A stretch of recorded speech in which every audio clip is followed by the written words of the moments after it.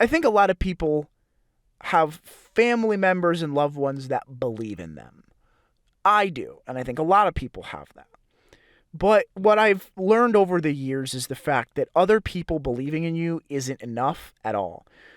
As a matter of fact, it's kind of scary because if other people believe in you and you don't believe in yourself, that's a recipe for disaster. Actually, it's the perfect concoction for shame because shame and guilt, actually. Because if other people believe in you as you're reaching your goals, other people genuinely believe that you can do it, but you don't believe you can do it, then what happens is you're basically, I mean, I could say this about myself before recently, but it can become very scary because you may accidentally be living your life in such a manner that you are outpacing the shame and guilt instead of fixing the lack of belief in yourself. So, like, if you don't believe that you can do something, you go, well, I don't want to disappoint my people that love me, so I'm just going to keep working at it because I don't want to disappoint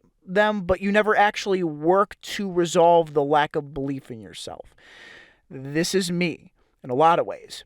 And then what you basically do is you outpace the everything you do with the belief that of becoming a disappointment, because you're like, I don't want to be a disappointment to anybody.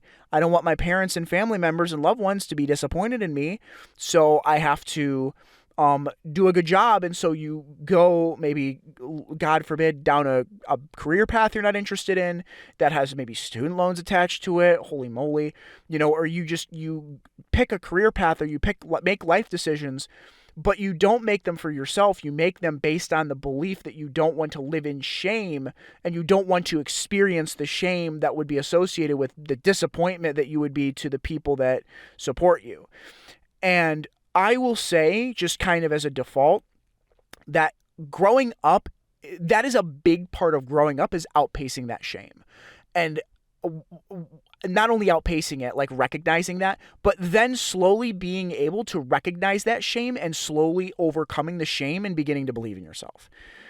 Because I would argue there's a huge growth opportunity there with most people, including myself. Because if you start to believe in yourself, whatever it is, it doesn't matter what it is. If you start to believe in yourself, you not only become an unstoppable force for good for the thing you believe in, but more importantly, then the shame that would be, it replaces the shame.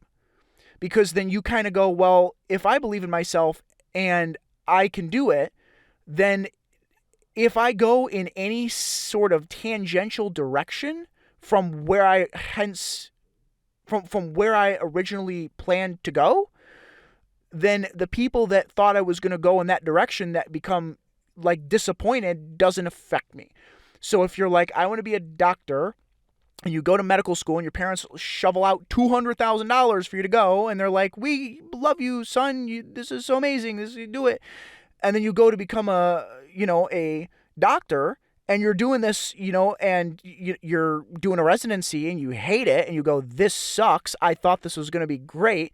And then you just decide, you know what? I'm just going to be like a doctor YouTuber. I mean, there are people that have done this. Maybe a doctor YouTuber, or you say, I'm not going to be like a regular doctor. I'm going to go be an author that writes doctor books. I don't know. You can tell I don't know what I'm talking about exactly. But, your parents go, I'm really disappointed in this because I thought you were going to be X. And that disappointment generates shame in you because you feel like, man, I'm a disappointment, right? But you can see how if you believe in yourself that you can actually do it, it supplements the shame that gets associated with being a disappointment. And the funny thing about being a disappointment is that we think we have more control over it than we actually do. And I mean this in two ways. One is, obviously, if we're doing what our supporting loved ones think we're going to do, then of course we're going to stifle the shame. But like I said as well, we have more control over how we experience that shame than we think we do. And what I mean specifically by this is if we recognize that, like, our parents and family members are likely going to be disappointed in us anyway, no matter what we do, or they're going to be supportive of us anyway, no matter what we do in some areas, it supplements it. So I'll give you like an example. Like our when we're born, like this is a silly example, I would think, but I'd like to believe that when we're young, the people that set us up for success or don't, they have a sort of belief about what we're going to be in the future. Every one of them. God forbid you're in a broken home, you're, maybe baby daddy or, mom or whatever it is, you're the people taking care of you, they have sort of a vision of what you could be in the future, and that's based on capacity, not necessarily effort yet because you're 2 and you barely can walk, but like they're like, what is your maximum capacity? Like they can conceptualize that. Or maybe the people that are terrible towards you, if you're in a broken home, they can conceptualize that but choose not to because it makes them insecure because they couldn't possibly imagine you being better than them. Unfortunately, I've seen that. But if you're not in a broken home, let's say they are able to conceptualize your incredible capacity for what you're capable of. And they can maybe sort of pinpoint that in some capacity, but maybe they're not perfectly accurate in that. They're like, you'll be successful in something, Well, as you grow, you're not likely going to be exactly that thing. And there are some cultures where this is a huge, issue, where some cultures are like, you will become a doctor, or you'll become an attorney, you will become a business owner, a businessman, you will be this person. And that's like the life that they see for you. And that tends to be a lot more extreme as those kids get older because they're sort of groomed to go in that direction. But what I'm basically saying is that no matter what, it is extremely unlikely that you'll land exactly where your loved ones thought you're going to land. And not only is that okay, but if you are able to sort of grow and accept the fact that that's okay that you're landing there, so long as you believe in yourself that you can figure it out, then you'll be able to sort of stifle that shame. And I think the people that love you will begin to accept and understand that since you believe in yourself, it's going to be okay. And they can sort of pivot their disappointment and go, well, you'll be really good at this, right? And so like with my family, for instance, like everybody thought I was going to go do maybe filmmaking or digital media in art and stuff like that. They were like, well, he'll figure it out. And now I'm going in a totally different direction. And they're like, he can figure it out, and they're kind of, and they're stifling it, but they're sort of seeing me figure it out and stumble around and be clueless. And you can kind of see that while they have disappointment that I have to hurt the way that I have to hurt and that I'm not getting it figured out instantly, they're able to sort of move the goalpost for me a little bit, and they're able to move the finish line in their head for me. And so that sort of stifles the disappointment that I feel like I would generate for them and the shame that would be associated with that I'd have to go through. See? And so it really comes down to like, if you have people in your life that believe in you and you will automatically have shame and guilt generated. Like that's just like a default, okay? If you have loved ones in your life, guilt and shame are a default mode. And your brain is like gonna unless you're, I guess, a terrible person, I or not, I don't know, that's a bit judgmental, but you get what I'm saying. I think generally speaking, people have guilt and shame about not living up to the standards of the people that care about them. I think we just kind of do that, okay? Well, like, it's not enough. It's really hard when people go to us and they say, you can do it, I believe in you, but then you don't believe in yourself. I don't believe in myself. That it's hard. It's like, how do you get there? And it's like, you have to get to the point where you believe in yourself. And it's like, how do you get to the point where you believe in yourself? Well, there are a ton of different ways you can do that. And from my experience, I tend to do that based on evidence. And what's really hard is when you have no evidence that you can do something, that you're going to be able to make it to those goalposts.